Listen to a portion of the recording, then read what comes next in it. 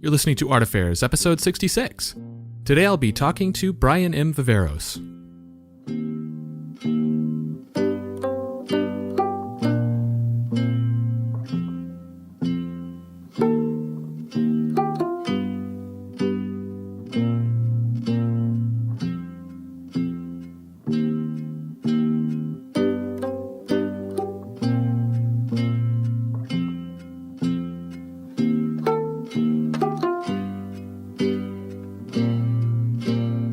Alright, so my name is Michael Faith, and this is Art Affairs.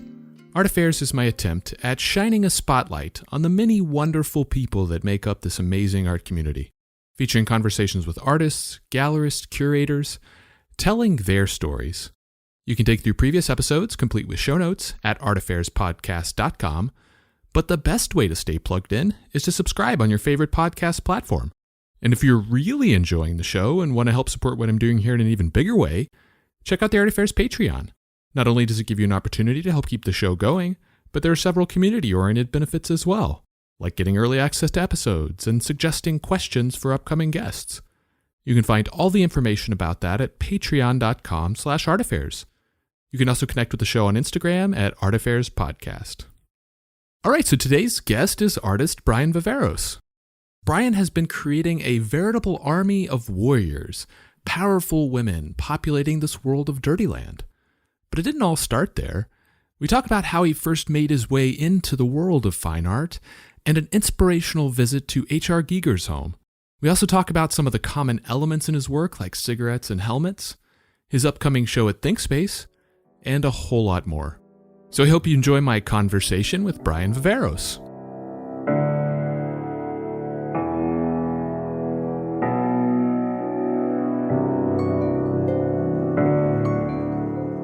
Brian, welcome to the show, man. It's really good to have you on.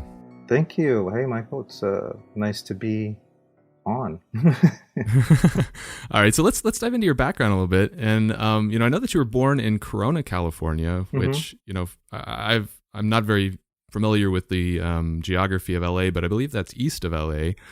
So what was that area like when you were growing up? That part of Southern California? It was pretty mellow. I mean, I grew up just playing, like a kid with all the other kids, playing guns and watching wrestling, and it was a good time. Corona was a good spot. I liked it. It was cool. All the schools that I grew up going to were just within walking distance, so everything was close by. It's a very small world. Corona is very small. Was it kind of like a suburb of LA? Yeah, and it's known for its oranges. Like the big thing was the sun-kissed oranges. The orange soda.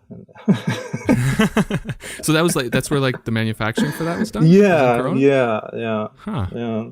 And it was like a wow, I'm just like thinking back, but it was like a racetrack. It was a circle. The Corona Circle was a grand circle, wow. And they used to have old races there back in the day. And you went to go see those a lot? No, this is like before my time. This is like, the 30s. Okay. Yeah. So what kind of work did your parents do? Anything related to the arts? My dad was, he worked as a surgical tech for Corona Community Hospital. And he was also a bodybuilder. He was heavily into like weightlifting and like fitness. So he drew a lot of anatomy, so like we were always drawing. He was big into like drawing warriors and women, female warriors, barbarians, blood, swords, fantasy, and definitely Frazetta was probably like one of the biggest influences growing up as a kid, because he collected all of these Conan magazines. So we would go through those together, and he would read me like Conan stories, and we would battle each other drawing these characters called pit fighters.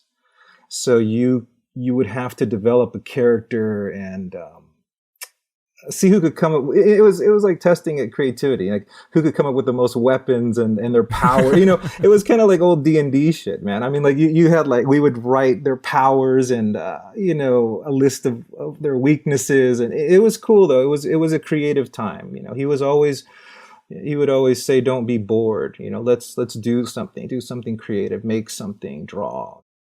It's really cool that your parents were so like encouraging of you in that way. Do you feel that like level of engagement and that encouragement spurred you on and made you take, your artistic side more seriously? Oh yeah, totally. I mean, I can even remember as a kid, my mom would like, if I didn't want to go to school, she'd just say, "Stay home." Yeah. Like, I mean, she would stay home and let's draw and make things. And I can remember staying home, like drawing on the walls. Like she would let me draw on my walls in the bedroom, and we would like cut out. Back then, they had these thick books of like craft paper, and we would just make things. She had all these little like how to, and we would make animals or cut paper out and stuff and listen to music, and it was cool. I hated school. I really did. I hated it. Yeah. So she was cool. I mean, there got to the point she was writing so many "my son is sick," letters. It was ridiculous. I was like, I just don't want to be there, man. I don't know. I did start school rather early. I started kindergarten when I was 4, when other kids were 5 and 6. So they had, they were a little bit more like, advanced or whatever. But yeah, I think it did kind of pave a way for me to just kind of be free. And I used to put on little backyard shows. Like, Oh, nice. yeah, my mom would invite the neighbors, and there would be blood involved. Like, I mean, like I would use food coloring and like spray the kids with blood. I mean, it was so funny. I mean, I haven't thought about this in a long time, man. But yeah, we would make little flyers. My mom would make flyers, and she like, okay, we're gonna kind of decorate the flyer, and I think everything kind of comes back to the creative level, and, Yeah. and kind of the build up. And I think that's always been in me. It's like some stuck, brainwashed in that sense, but in a good way. Yeah. No, it's amazing you were putting on little like shows in your backyard and stuff. Hilarious, brother. Hilarious. Like, like we had kind of done a run through, like I had kind of directed what was going to happen. And then, when the swords came out or whatever, the fake plastic Conan sword, there was blood everywhere and stuff. And then, that later progressed into like backyard wrestling matches. Wow. So then we'd have neighbors come over, and then we'd put on wrestling matches. Well, I read that you mentioned your father being a bodybuilder. I read that he also owned a gym at one point. So is that something that kind of wrestling or fighting culture, is it something you had around you a lot also? Yeah. The wrestling was always important. The boxing, like the big fights back in the day, of course, there was no like all these streaming app and everything. I mean, you had either on or select TV to get like a big fight. But that was always important, like, getting everybody together to watch the fights or the WrestleManias and all that kind of stuff was really big in our house. Yeah. Yeah. I read that you were also really into comics growing up. Were there any that was some of your favorites? Like, were you in more of the superhero books or more of like the drama books? What was your style? Yeah, comics. I got heavily into comic books. Well, Conan was always really big for me, the Conan the Barbarian comics, because of my dad. But also, when the 90s broke and Image Comics kind of broke through, that was like the game changer, I think, for a lot of people in my generation. The Todd McFarlanes, the Rob Liefeld, and that kind of stuff. That was really, really huge. So I was big into Spawn and all the X-Force and all that stuff. But growing up, I always liked X-Men and Incredible Hulk, Spider-Man. So yeah, all the classics, man. I just kept buying them, and then you go through that number one phase where you got to buy every number one possible. And it's like, then you end up selling all the comic books. Yeah. It's a cycle for sure. It is. I still have my good ones though, so. And didn't you make? I read that you also made your own like underground comics in high school, like even at that that young of an age. How did that start? How did you get into making your own comics? Well, this is going way back. I was heavily into gore and horror movies and blood and guts and all that stuff. And I think if I didn't choose this path, I was pretty much I was headed to the path of like special effects and makeup and stuff. I was really into that. And I used to just draw like really violent splatter comics, like super hardcore underground stuff, and I would staple them together, pass them out, give them out, and stuff like that. And there wasn't too many people into that stuff, though. For me, I mean, like not my crowd was it was kind of mixed. There wasn't a lot of people into the real like hardcore horror stuff, underground stuff, like I was into. But so you were reproducing them, publishing them yourself. Like you yeah. were creating the whole thing. How did you, was that like Kinko's? Were you like doing copies, or how did you do it? Did that at first, yeah, of course, the Kinko's, yeah, and then later went on to like go through the actual like comic distribution and things like that. But I was always in the adult version, so my numbers were never really high. It was it was an experience. I give so much credit to comic book artists. To me, they're like the greatest artists that are around, because it's the ability to do that it's insane.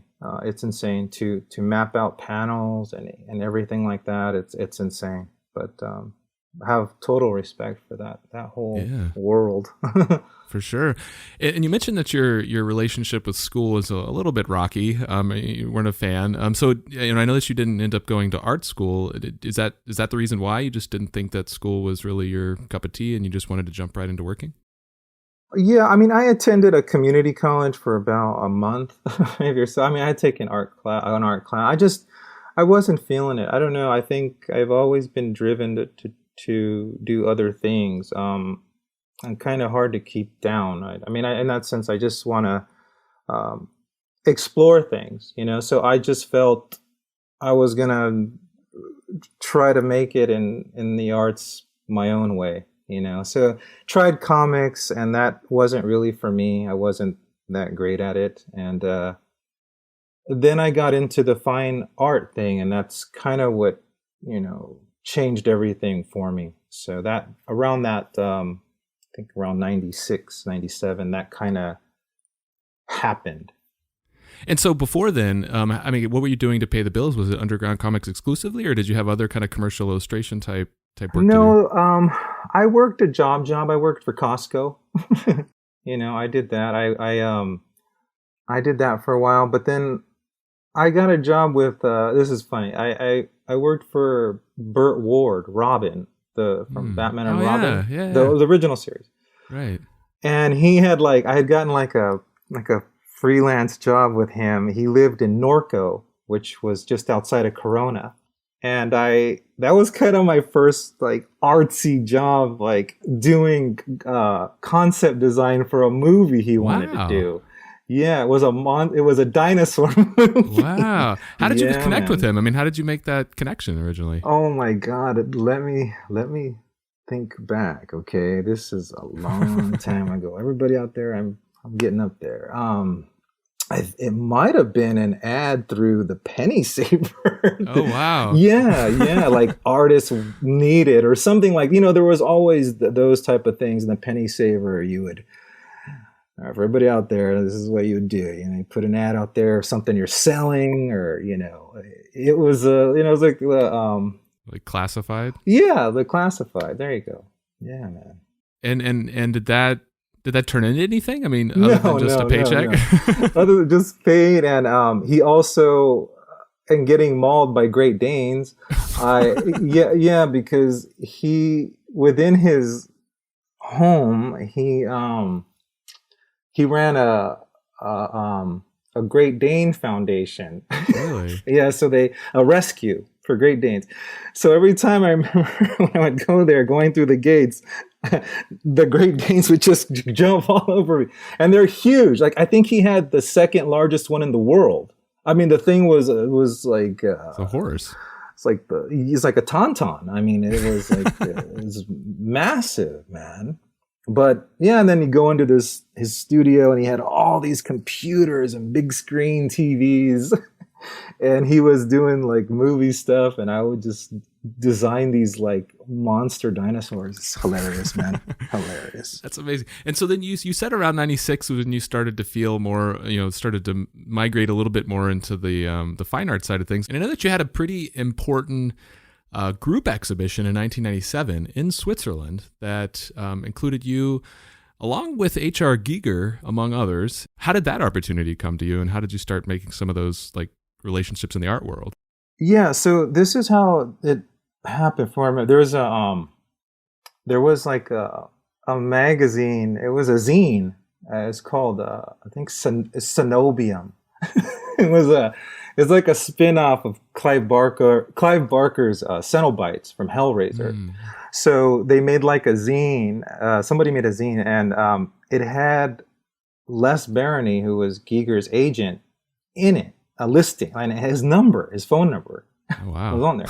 Yeah, and I can remember calling him and saying, hey, I want to like show you my stuff, type of deal, and I remember faxing him, fax machines. There you go. I remember faxing him drawings, because I didn't even paint then. I didn't know how to paint. I didn't paint till later. So everything was just black and white and like airbrush and washes, and it was just a combination of things that I mixed that I thought looked okay, because I didn't know what I was doing. But yeah, I faxed him some stuff, and then we started talking back and forth. We would talk real late at night, at like 1 in the morning, 2 in the morning, crazy. And then he showed some stuff to Giger, and then Giger was curating the show, and he wanted me to be in it. So I was like, wow, this is cool. And I had no idea how that even worked out, how you even do anything. So Les kind of showed me the ropes, Giger's agent, and sort of took me under his wing to help me kind of just, what I needed to do, and, how to, measure your artwork properly, get it framed properly, photograph it, the whole process, because it's new. And for me, that was so long ago. It just, I didn't know what I was doing. Now, it's amazing that somebody, I mean, literally on the other side of the world was helping you kind of coach you effectively and get your feet in the door, so to speak, in the art world. I mean, that's just interesting that you were already kind of connecting with people on the other side of. Yeah, it took a while. Actually, prior to that, what I was doing is I would make these packages. Like my whole thing was packages. And they were these like elaborate packages, like portfolios. And I'd put goodies in there, and like they were very personal, And I was trying to get published. Like I would send them out to all these gore magazines. I didn't know what I was doing. Erotic magazines, porn magazines. Nothing but I got some letters back. I think I still have them. Leg Show. They didn't care for my work, basically. And so I was kind of like, wow, this is tough, But I kept making these packages. And oddly enough, I think I sent one to LC from Cannibal Flower. He's a friend of mine. He said he still has it. And if he does, I want to fucking see it. And I want to buy it back. Yeah, but anyways, one person did respond to my package, and it was Clive Barker. And at the time, and I was like, wow. And he sent me a personal letter, via mail, in the mailbox. And he sent me a letter saying, oh, keep doing what you're doing. Like, this is great. And it was cool because when you hear something like that, back in, 96, 95-ish, prior to doing something with Giger, I was like, wow, this is cool. And then he actually had written me 3 letters. I still have them.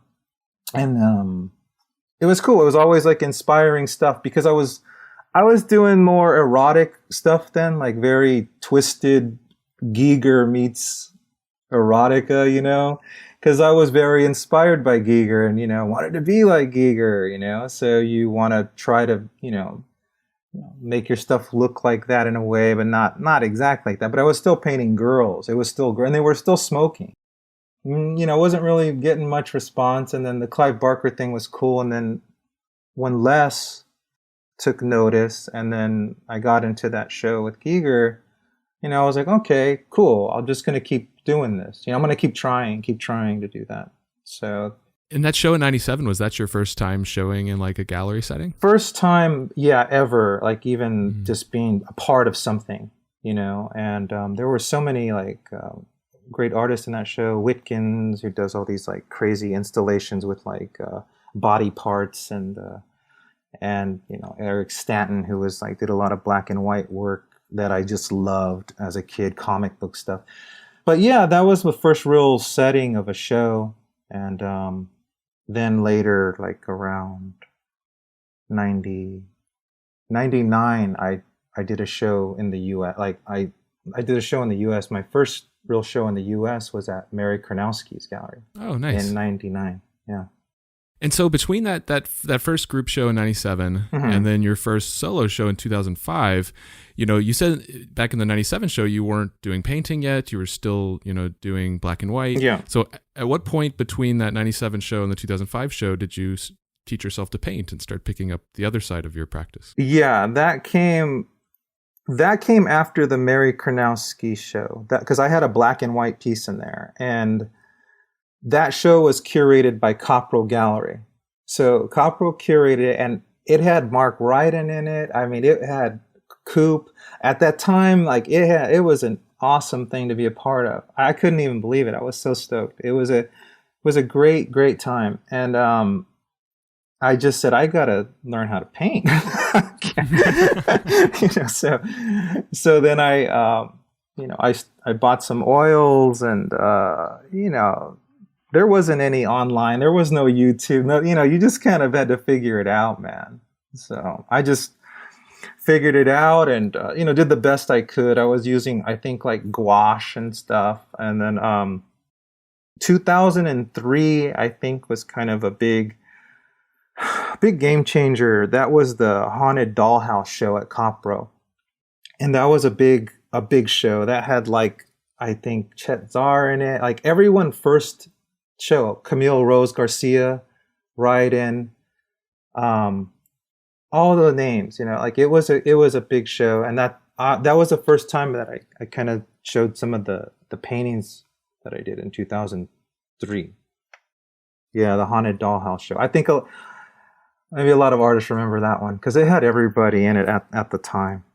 That's awesome. And then a couple years later, you went back to Switzerland and had your first solo show. Was it that connection with Les that you mentioned earlier that lined you up with that show? Was it at the same gallery that you showed back in 97?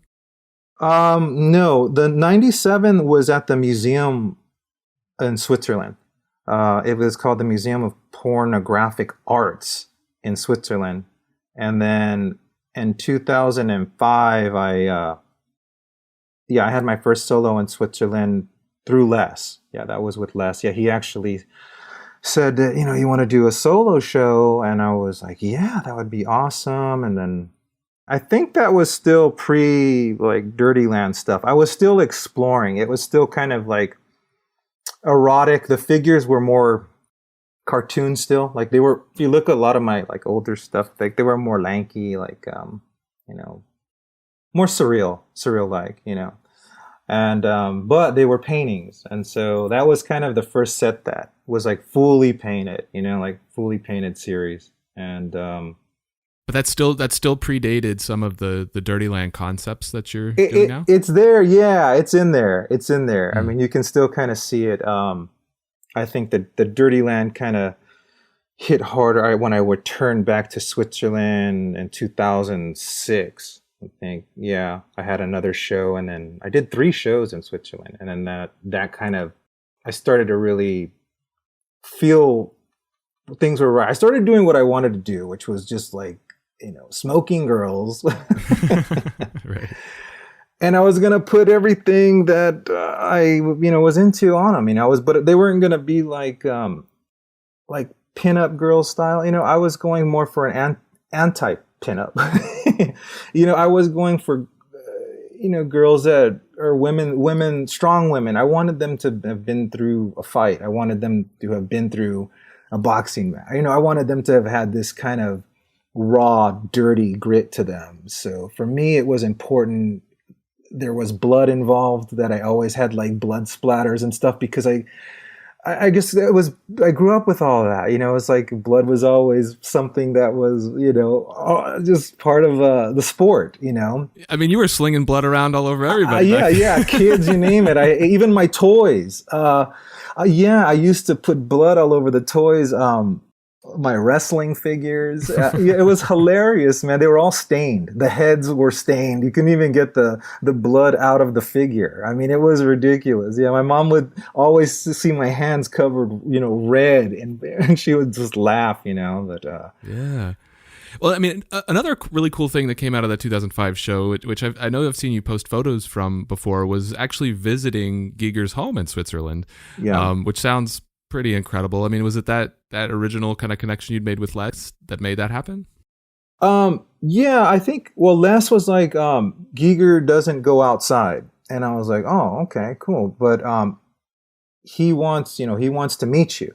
And I'm like, oh my God, I was just so nervous. I was like, oh, wow, that would be amazing. But I didn't really think that was going to happen. I just kind of said, okay, well, something like that happens. Great. Meeting like the greatest artist that ever lived in my mind. And I remember seeing his books as a kid, and my dad would show them to me, and I would be like, what is this shit? This is the most amazing stuff I've ever seen, right? So when I had the solo show, two of his friends had attended, and then they had come, they had presented themselves to me and my wife, and they were like, hey, do you want to meet Giger? He wants you to come over tomorrow. Can you come spend the day? And I was like, yeah, sure, man. But it was a yeah, and I was like, I don't know if I'm gonna be able to talk. I mean, this is gonna be a hard one, man. So as that day, was building up, well, first off, the show was awesome. It was cool. It was a great place. And then, then that day came to go meet Giger, and we were heading out there, and I remember the car was breaking down. I'm like, oh, this ain't gonna happen. This is set up. I'm not gonna meet. I'm gonna be killed out here or something. This is weird. And me and my wife were just kind of going along, for the ride and everything. And then we get to his place, and it's like this old like a duplex. It's in the suburbs, and he connected his parents' home or something together. And then, we're there, and I'm like, wow, I mean, I've seen a picture in a magazine. This is his house, And then he came to the door, and I was like, wow. And we brought him goods like alcohol and energy drinks, and he likes energy drinks, and I brought him some meats and stuff to eat. And it was pretty awesome, man. I must say, I'm really glad that my wife was there with me, because I was pretty starstruck in a way. I don't usually, I'm okay with situations, but I really just didn't know what to say, So being in his house was like being in the alien ship. The floor is all biomechanical, Wow. paved. You've got the Harkonian chairs and the Giger table. I mean, everything. I mean, there were Joe Coleman originals laying on the floor. I mean, it was crazy. His Academy Award was just drenched in cobwebs, it looked so, I took a picture of it. It looked so awesome. It was just like, wow, there's his Academy Award for Alien. And once we started, just to let loose a little bit, and it was cool, and talking about art and Alien. And then we even traded prints, which I thought was super cool. And he personalized them to me, which I was like, wow, how cool. He's actually like writing to Brian and Jenny. It was just really cool. It was just really cool stuff like that. And getting to see the ghost train that he has that runs around his backyard into his studio. It was mind blowing. Like for me, I was just like, wow, this is it. I can die now. Did he share any like interesting stories or bits of wisdom that you still kind of hold with you to this day? Yeah, he did. He really liked what I was doing with these women at the time. Like he goes, you're building like this kind of army. He was saying you're building an army, and that he goes, keep doing that. Like focus on that. Like that's an awesome. And he liked that they were just kind of mad, like they looked mean. So he was excited to just kind of share that, and that was the advice he gave me, And then he was pointing out a few things in some of the prints that I gave him that he really liked, and then I just kind of kept running with it. You hear something like that from someone, and you feel kind of revamped, Yeah, that's empowering. Yeah. And so after those three shows in Switzerland, things obviously started snowballing quite a bit. You had your first show at ThinkSpace, who's obviously become a key, relationship with you over the years. In 2010, oh yeah, the show The Dirty Land. Yeah. I guess, how did you first, you mentioned, sending a package to LC, but how did you first connect with Andrew and the rest of the folks at ThinkSpace? Andrew had actually been familiar with my work. He had seen I had a show in 2004 at Art at Large, and he had already known about it. I ran into him at a Cannibal Flower show, and LC was DJing. It was cool. And then I was tripping out because this is funny. One of my pieces got stolen Oh, wow. from Switzerland. Someone walked in and took it off the wall and stole it. And I guess I don't know. Andrew knew about it. This was back in LA, yeah. And he goes, "Yeah, I heard about the painting that got stolen." And I was like, "Whoa, dude, how do you know that shit, man?" But but it was kind of cool. I mean, this is just real quick.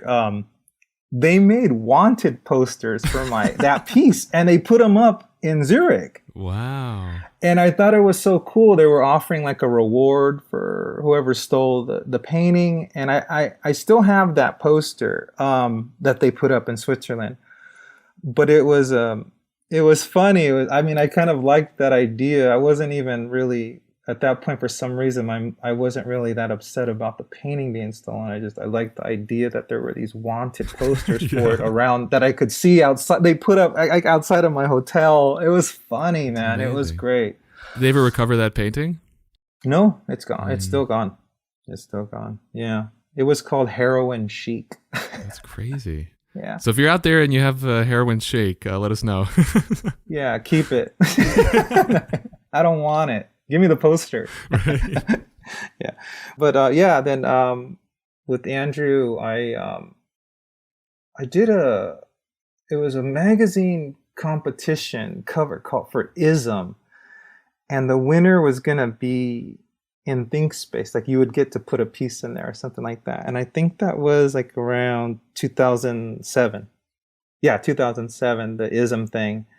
And then in 2008, Audrey Kawasaki curated a show for ThinkSpace called The Drawing Room.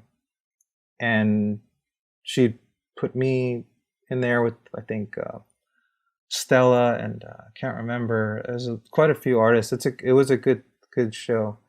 And that show, I had one of my first like bullfighter pieces. It was a bullfighter drawing and a Dirty Land drawing.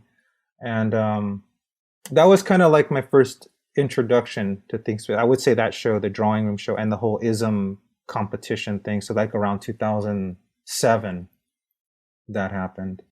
And so that 2010 show called The Dirty Land, was that when you first really gave a name to the series that you've been working on since then? Or was that what coined the term Dirty Land?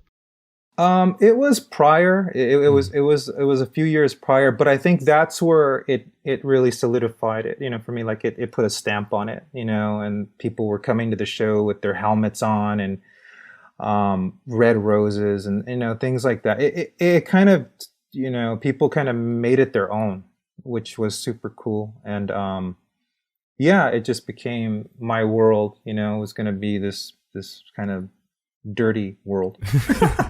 Yeah, and so I wanted to ask you about a story that Andrew told me about on one of the episodes that I had with him. I think it may have been the first or second time that I've had him on that he told me about. It was like the day or two before a show that he was about to open for you, and I think it may have. Mm-hmm. I'm not sure if there was this 2010 Dirty Land show, if it was one of the later ones. Mm-hmm. But he told me that y'all had planned to have a bunch of dirt like all along the floor of the gallery, and that he'd had this big delivery made and left the gallery for the night and was going to do the rest of it the next day, and then started getting all these calls from like his landlord about like odor complaints. And he came to the realization that regular dirt for like Andrew. Landscaping is mixed with manure. So it started to become like obviously a big problem, and he had to scramble last minute to like run all over town to take care of it. So I'm kind of curious, like, what was your side of that story? Like, what do you remember about that? I mean, honestly, he told me about that, and I give Andrew the most credit, man. That guy's a hard worker, man, and that I love him, man. I love him. I love him for that. That's great, man. And he made that happen, all I remember is showing up and there was dirt back then. I mean, the show was on. I didn't know what he had gone through prior to that there was all this, going on upstairs, and from the manure, it was causing, eyes to burn and, fall out and bleed. I don't know. But I mean, I just like, wow, man. And I just kind of pictured Andrew shoveling dirt, and I was like, oh, you should have called me. I would have helped you. Wow. So he did all of that happen, and you didn't even have any idea until later. No, I think because it was all kind of come down to the last, because that was the day before, right? That had happened with the the scent and everything. So yeah, I would just think that next day he probably had to go find dirt, and he did, and then that night was the show. So Wow. that's awesome, man. That's crazy. That's hard work right For there. sure, man. So. So let's talk more about the work itself. And you talked, a little bit about, what you're aiming for as far as these, really strong female and like, powerful feminine figures that you're focused on, fighters and warriors and people that are really like the heroes of their respective stories. I guess what inspired this kind of singular focus on the feminine and in particular, like strong females? Yeah, I think, my mom was pretty strong. I think it always comes back to her in a sense, like just growing up, she's a strong woman, and I think that's where that spawns. I grew up liking like Vargas art too. Vargas was big, and a lot of the old like fashion designs of female figures and stuff like that. I was always into that look, That's why some of my early work looks almost more like fashion erotic in a way, because it had a lot of that feel to it. But I think, yeah, that's kind of where it all spawned, and then just taking all these elements and making these women more like survivors and warriors. Just because my mom has been through a lot, and I channel that. My wife is a very strong woman, she keeps me grounded in ways that I'm just like, cause I'm out there, man. I'm crazy.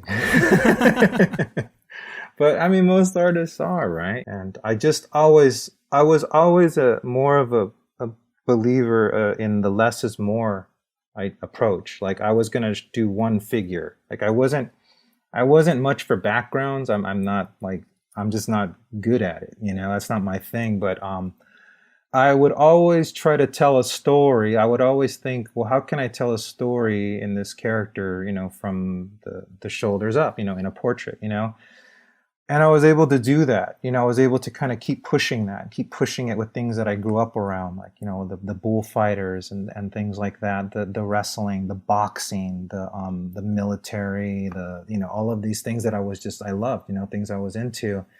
And, it just kind of gave these women, I'm like creating, giving them powers, their powers. So it's like I kind of just created this whole, universe with these characters, And so, as part of creating these figures, do they have a larger backstory? Like, does it help you in the process of creation to create, at least in your head, a larger story for these characters and like flesh them out?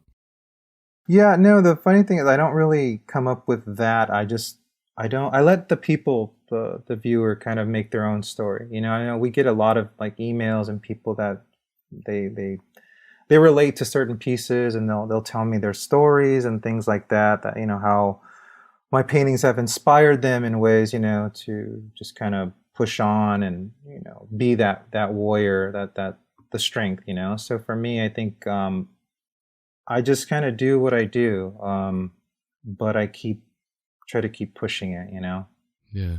Yeah. And you mentioned, early on, you just wanted to draw smoking women. And obviously cigarettes have been, a key, thematic or an element of your work for a long time. Was there any significance to that? Is there something that represents to you? I was a big smoker. Yeah, no, I was a heavy smoker, man. I smoked so much. It was bad. It was really bad. It's like, I'm going to paint for 15 minutes. I'm going to have another cigarette. I'm going to paint. So it got really bad. But I just thought back then, I just wanted my work to I wanted something that was going to be a piece of me put in there. So it was going to be the cigarette, and a lot of people didn't like it. I got a lot of, shit for it. And I didn't care. It just didn't matter. For me, there was something about it that it was just being true to who I was. And that was going to be kind of like a staple thing, But I knew at some point they were going to quit the Dirty Land Girl. I mean, it was going to kind of phase out. I just I moved on to cigars, but no, but I mean, but it just wasn't. It didn't.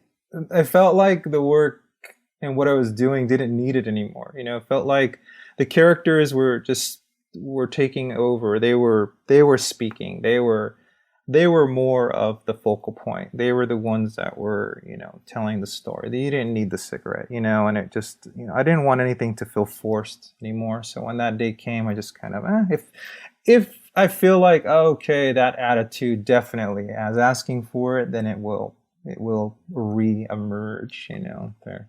And did them kind of, quitting or phasing out of that align with you quitting, like yourself? Of course. Yeah. I was just getting too much. I couldn't deal with it. Although I do miss coffee and cigarette. I mean, that was I don't care who says that. Oh, you cannot. That combo is like, I remember I was reading an article and you were like, the only thing better than a cigarette in the morning is cigarette and coffee. And I wish I had 3 hands so that I could have a cigarette, a coffee, and paint at the same time. It's a good combo, man. I'll tell you. Yeah, it's good. And so another, obviously, something that's impossible to recognize is as a constant in your work for a long time is helmets, the presence of helmets or headgear of some kind.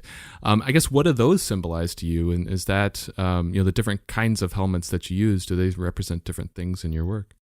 I think like the whole concept for me, the helmet has been just about like protection, protect yourself. So it's a visual way of me like saying you're protected. I have this helmet on, I'm covered. I'm going to go through that wall with this helmet on. I'm going to go through anything with this helmet on. I don't know. For me, it just kind of feels like this security, safety type of deal. And there's just so many different helmets out there now. I mean, I've just gotten so obsessed with collecting. They have their own room. Yeah, because you have your own collection, right, of actual helmets. Oh yeah, I do. I have about, I think, like 100 now, over 100. Wow. Do you have a favorite? Yeah. Well, right now, I recently, it's just, we're going to get super nerdy, everybody. But it's okay. I have scored a replica helmet of from Conan the Barbarian film. So nice.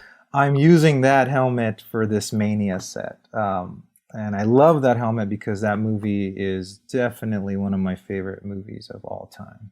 So the original Conan the Barbarian.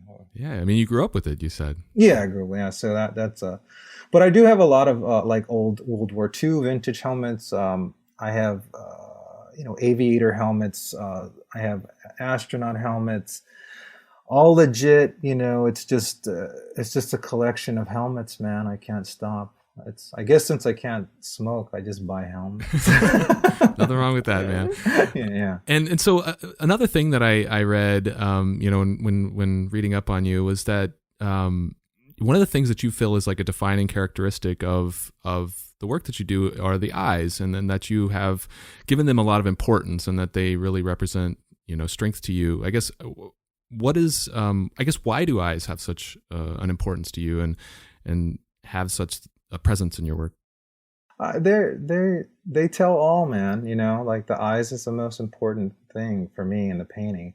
I always say if I can get the eyes right, like that look, the rest is just, it's gonna happen. So it's very important that the eyes give a certain look. Especially for me. I don't know. They have this kind of drawn out deep look that I've stuck with. That even goes back to the first erotic stuff. That's something that's never really changed, were those eyes. And then, later I just started they started to get heavier and heavier with the mascara running and certain looks to them. But they've always kind of been this like low end seductive look, Is that usually where you start on a piece, is the eyes? Yeah, typically it's always the eyes and the face, I always say, if you can nail the face, the rest is just going to be, it's going to flow out right, So it takes the most time for me to get that the way I want it. Right on, right on. And so when you're working on or getting ready for a new piece or a new body of work, like how do you usually arrive at your ideas for new pieces? Do you have like a daily sketchbook routine or do any kind of brainstorming activities? I used to. I'm older now. Things have kind of changed a little bit. I mean, now it's like if there's a certain helmet I see at the flea market, that sets off in my mind like what I'm Mm. gonna do. So it's almost like I buy the helmet and then I'll, pose my wife in the helmet or a model, and then I'll just sketch it out from there and take some pictures of the helmet and just kind of light the helmet a certain way. But yeah, then it's on. But that's usually the process. It comes from the finds now, like the helmets that I buy. So you do use some kind of reference? Do you do like photo shoots or anything in Yeah, I preparation? started to do that now because it's very helpful. Back in the day, you just kind of did everything from scratch. But yeah, it's awesome. It makes it you can get really like more realistic and depth to everything. So it's really helpful in that sense. And so going into like a photo shoot, do you already have an idea of what kind of poses or expressions that you want to capture, or does that sort of organically develop throughout the course of the session? Yeah, sometimes it changes. Like I'll just have to redraw it, and they kind of end up looking like my characters. It's just how it turns out. But yeah, I mean, I try to I'm trying to do more body now. So I've done a lot of the portrait stuff for so long. So for this show, I've explored everything with this new show. I've even done backgrounds, and it's been fun. I think it has to be fun. You have to keep trying new things. For me, it's like I can't just do the same thing. I mean, the the the idea of the powerful women of the powerful character is always the same, but it's like, what can you do different to make it better, And part of what you're exploring now is moving more into full body poses, stuff like that. Yeah, full body poses, a lot more like hands and just different and backgrounds, patterns coming in, like more graphic patterns coming in, stuff like that. I grew up, I mean, I worked in the fashion industry for 9 years as a illustrator doing t-shirt art. So the graphic side of things was always there. I've never really got to explore it. Like I used to do uh, the t-shirts for Target and Hot Topic. I don't know. I did all the shirts, like the artwork. So I kind of, I did a lot of that kind of stuff. And I'm able to kind of incorporate that for this set. So it's cool, man. It's cool. And so once you have a solid idea for a piece, you've done the photo shoot, gathered your references, how do you go about developing a composition? Do you do like drawings or like refined drawings, or do you just kind of jump right into painting? Yeah, no, I'll do a few sketches unless it's I feel really comfortable with it. I'll just kind of just go for it. But for the most part, I will do a few sketches, and then once I do that, blow it up really big, transfer it onto the board, and start working it. Yeah, and I know your primary medium of choice is oil. That serves as kind of the core of your work. But I know that you also have used airbrush as well for certain things. And I don't know that I've talked to anybody that uses airbrush or has used it before. So I'm curious how you use that in combination with oils. Yeah, I love it. It mainly builds on like highlights and tones. Like if I'm doing let's say like I'm doing a jacket, and I want to get these really high pops of shine and things like that. I can come in afterwards after everything's dried, and then I can hit it with an airbrush, and I can build on flesh tones even deeper. Like you can build on certain gradients and light faster, with the airbrush. So for me, it's a really good tool. I kind of started out using it. I mean, that's what I started out using, and then now I just kind of mix everything up. For me, it's a big mix of everything now. I've even gone back to using like spray paint now for some of the backgrounds. And this is like this is going way back, but straight out of high school, I opened up a graffiti store in Corona. Really?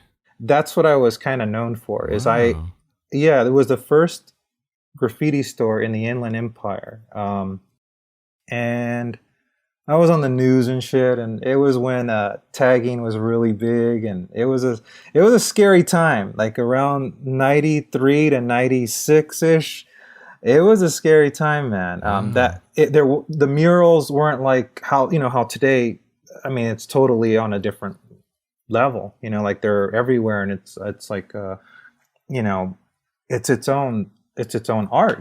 But back then, if you were doing stuff like that, and it was a scary time. It was when like a lot of like the tagging and all that stuff. Did you get into any trouble back then? Oh yeah, I did. Yeah, no, yeah, no. I mean, the city was trying. They shut me down, so the store They didn't shut last. your store down? Yeah, Wow. because of too much. There was too much. They thought that my store was kind of the cause of a lot of the violence that was going on. Of course, because of the news and everything at that time. But yeah. I mean, I had like I was the one that carried like Herb magazine before it was even like Herb magazine. I mean, it was actually just paper, newsprint, and like so Vice and Can Control and Mr. Cartoon, like all those guys, yeah, like all that stuff back, yeah. That was like my first real like journey into like the arts was with the shop. It was with the store, yeah. So it's cool to have, airbrush, which is something that's dated back to before you knew how to paint, like with oils, as well as spray paint, which was obviously something. It's cool to see both of those still part of your work today. I guess, are there other mediums that you'd like to explore that you haven't had an opportunity to?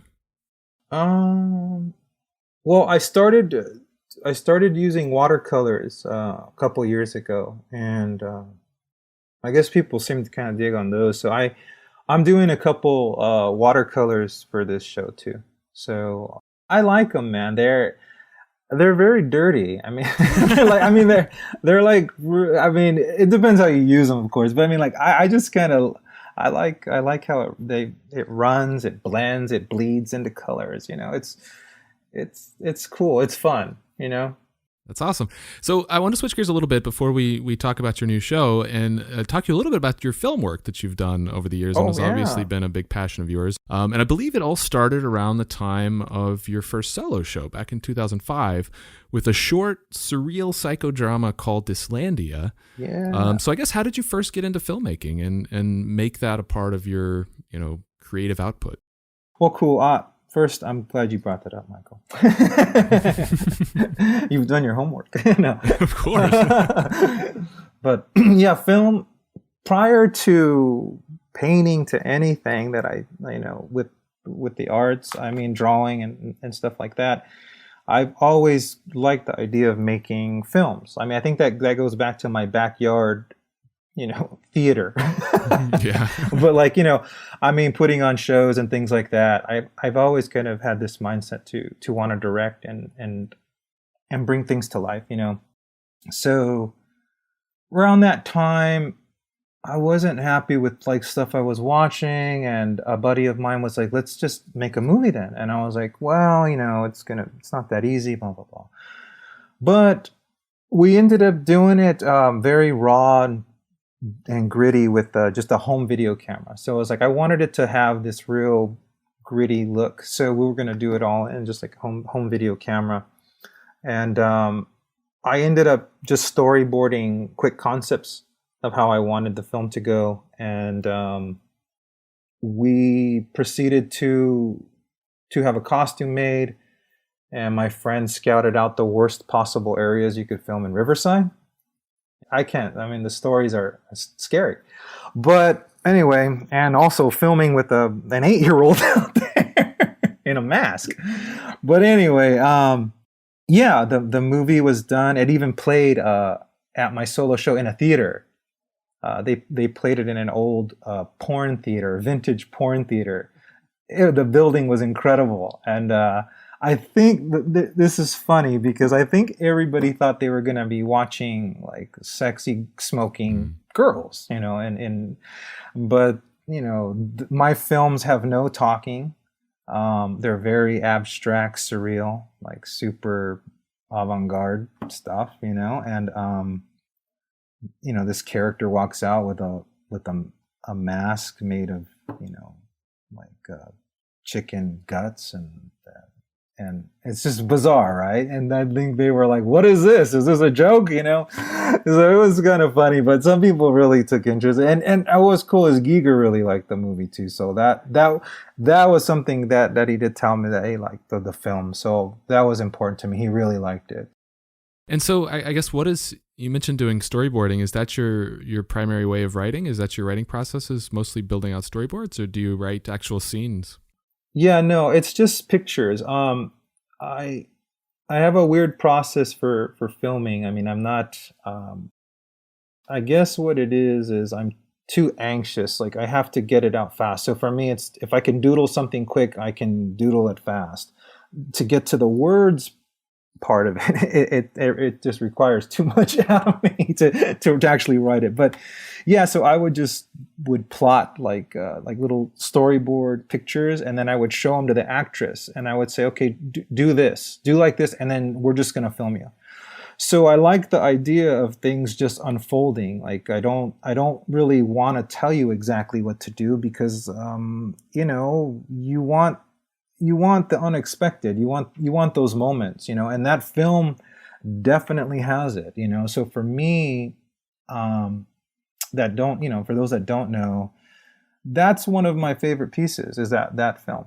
So I later went on to do a full-length surreal film, Southern, and that one I think was 2009, maybe it came out.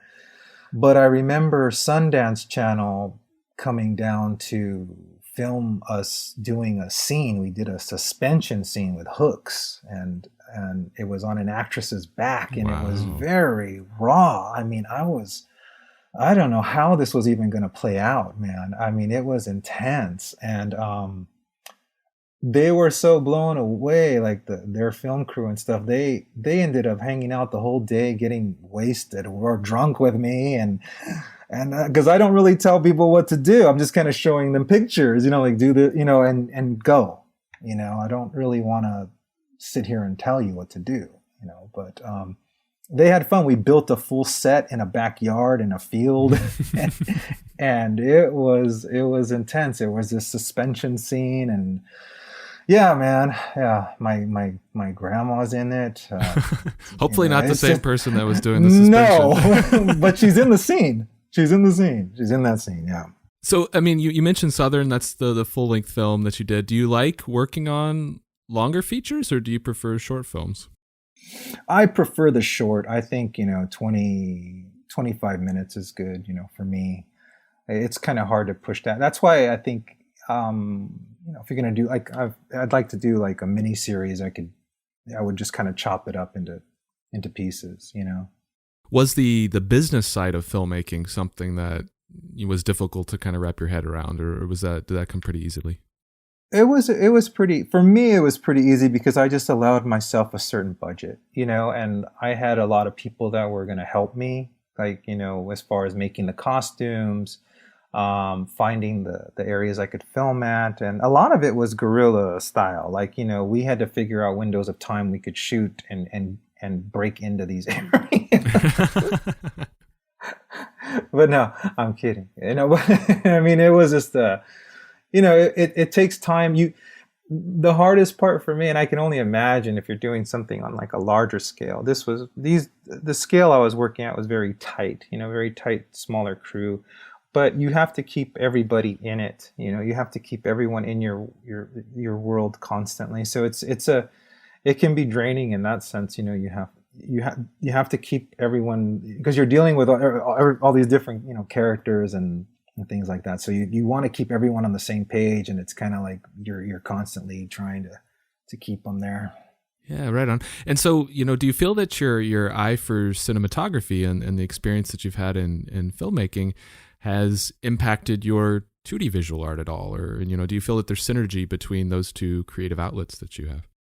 I think they're completely opposite for me. I think it's like two different things. I almost feel like part of me is this, wants to make these movies, and they're just like they are complete opposite of what I paint, what I do, and I just think they work as their own, because the filming thing is more um, letting things unfold type of observation for me, whereas the painting is more thought out, and for me, I need it to be executed a certain way, so there's a science to it, for me, whereas the filming is kind of like this really raw version of what I do, and it allows me to just not give a fuck. You know what I mean? Right, Because the right. painting has to give a fuck. The painting has to look good. Look right. So, do you have any film projects coming up that you're excited about? Anything you're looking forward to right now? I do. I can tell you this, that I I've finished a pilot, of writing a pilot, and working, hopefully, um, after my show and everything, I'm planning to venture it more into that realm. Nice. Yeah, yeah. That's awesome. So it's exciting to look forward to. Yeah. I am excited about it, man. It's a great story, and this is it's going to be a fun journey, But I'm definitely, I'm going to try my hardest to get there. Awesome. Very cool. I mean, I guess, do you have any like timeline as far as when people can start looking for this kind of stuff? No, because I'm not too sure. I have to kind of with the story that I have, I have to. There's certain things that I have to do in order to get it to a certain place first before I can start pitching it and everything like that. I just want it to be protected and everything, right? And then I want to have. So I've got to line up certain things before I can start that, and then who knows how long it'll take. But I'm gonna do what I can, man. I'm gonna try. Awesome. Yeah. That's If awesome. not, I'll be picking up that old home video camera and doing it. I'm just kidding. No, this is a different type well, no, it's a series, so it's totally different than what I've done before. Very cool. That's exciting to hear. So let's talk about your new show. And the new show is titled Mania, and it Hmm. opens at ThinkSpace on October 29th, which will be just a few weeks after this show is set to debut. And just for listeners, we're recording this about a month before that. And so I guess, what can you tell me about this new body of work? What's Mania all about? Mania is it's a throwback for me. Mania is going back to the days of WrestleMania, and just people going crazy in general, and kind of a tribute show in a way to things that affected me huge as a kid. So we took a lot of those things, and I kind of put it in my head what I was going to do, and I'm just going for it, man. I'm really happy with it. I'm really happy with the set. You're going to see a lot of tribute type pieces to things that really changed my life. So it's going to be a powerful set. Even the title, Mania, we did this like Brian M. Viveros Mania. We did it in like the classic WrestleMania I letters. know, I noticed that. Yeah, I was going to ask you if that was the inspiration for it. Yeah, my buddy, my homie did it. We've known him. Shit, I've known him since I was a baby. But his name's Max242. You should look him up. He goes by Maxer. He is the OG guy of typography, man. The guy is Nice. a master at letters. He's been doing it forever, and he's just a brilliant artist. And my homie. And he's done. And just on a side note, he's done all of my show cards, the titles. This will be my sixth solo with ThinkSpace. He's done all of the show titles of my shows. That's So awesome. So shout out yeah, to Max. I guess, yeah. did you Shout out to develop Max. that theme first and then kind of work within those boundaries, or did you start working and then that theme sort of just kind of revealed itself to you? I kind of always wanted to do a Mania show, where I would do some of my luchador girls, with the mask, and I would just kind of pay tribute to a lot of things, like skateboarding, the skateboard art, and bands, music, and things like that. So putting it to my girls in a new way. So yeah, the idea's kind of been there for a while. How far along are you on it? Are you close to wrapping it up? Or I know we're a little I'm bit close out, but to I'm close to wrapping it up. I'm kind of putting the final touches on things now, and just looking forward to meeting up with Mr. Andrew and showing him the set and everything. I'm excited, man. I'm excited. Yeah, it's kind of a real personal set though too. I mean, even prior, like my dad had always talked about like, oh, you should do something mania, like go crazy, And I'm always like, oh, okay, I want to go crazy. But mania can mean just obsessed. It can mean, just completely out of your mind. And so it takes on all kinds of different meanings, But for me, it's kind of like this kind of homage thing too. And also, my dad had mentioned it before, and I'm like, okay, it's kind of been a part of my life. So I'm like, you know what, this sixth show will be the Mania show. Yeah, that's awesome that it ties back to those kind of different experiences you had, growing up, and some of the things that your father said. That's really cool. Yeah, thanks, man. Thanks. Is there a particular piece in the show that challenged you more than some of the others? Like, what was the most difficult one for you?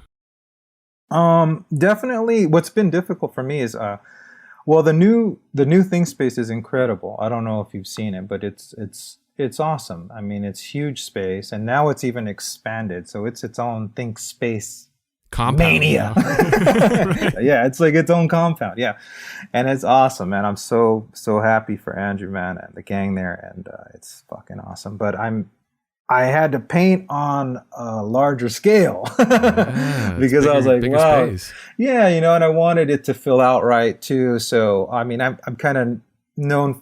My paintings are, typically smaller portrait size, but for this show, every piece is a little bit larger, and then the ones that, were large then are just even larger now. So there are some of my classics, like the Bullfighter, that took a lot of time with the jackets, and all the detailing, but really happy with how those turned out. There's two of them that are really, really cool. And then the Dirtyland character is returning in a new form for this show. Nice. Yeah, and she looks great, man. She's great.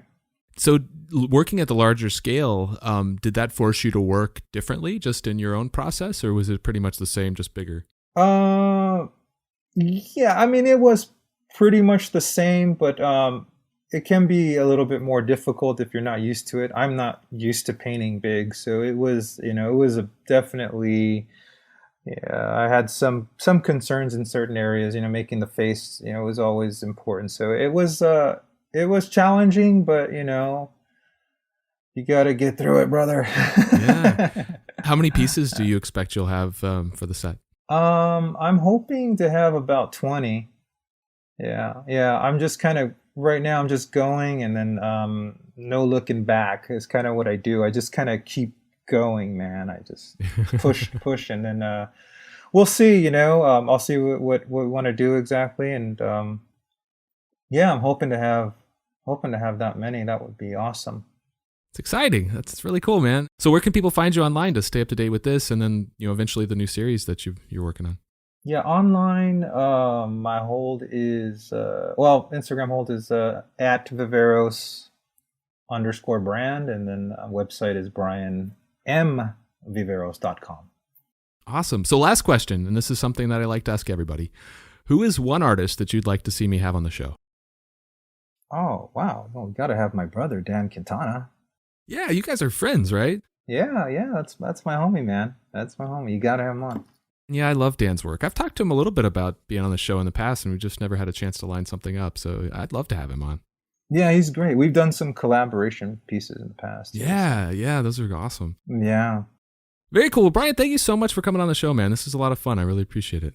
Yeah, man, it's been real. This is my first podcast, so everyone out there, I'm sorry if I sounded a little bit nervous. But it's great, man. Michael, you're awesome. I love what you do, man, and everybody, say your prayers, eat your vitamins, and go to Mania, October 29th. Think Space.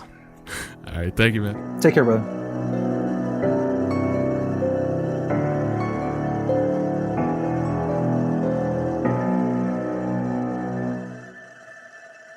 So that's it for this episode of Art Affairs.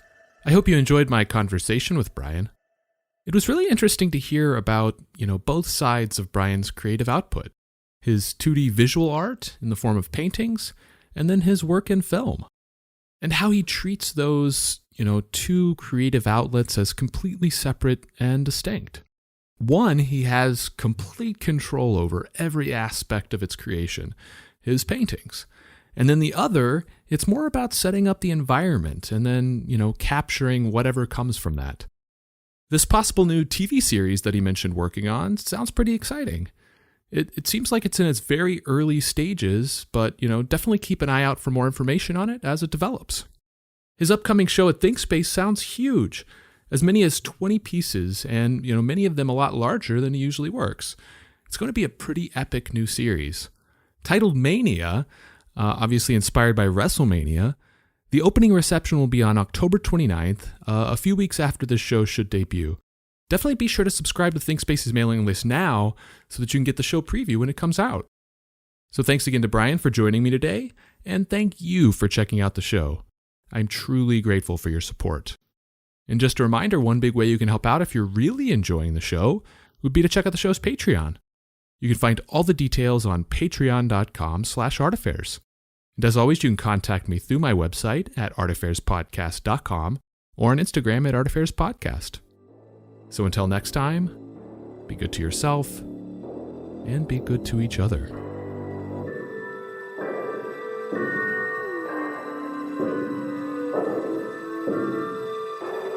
Thank you.